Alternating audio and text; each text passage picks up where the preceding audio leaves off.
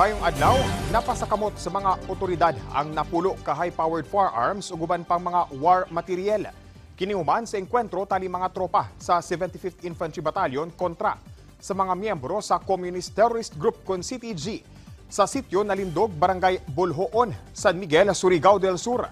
Lakip sa na-recover sa mga sundalo ang 5 ka M16 rifles o sa ka M203 grenade launcher ug sa Bushmaster rifle, 2 ka AK-47 rifle, 1 ka unexplosive or unexploded improvised explosive device kon IED, napulo ka bandoliers nga dunay magazines ug live ammunition, pati na 11 ka jungle backpacks nga dunay sulod nga mga personal nga butang, cellphones ug electronic gadgets, assorted medical supplies ug mga dokumento.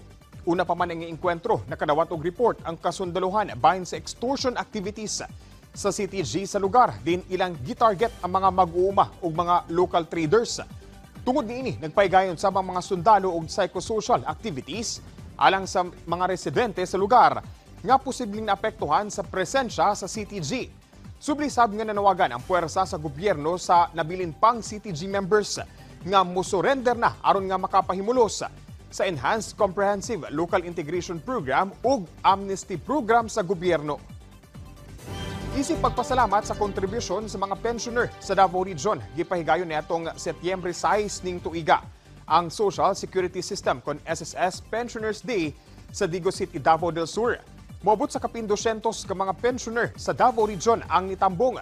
Dinigiila sa SSS ang dakong kontribusyon nila sa natad sa government service.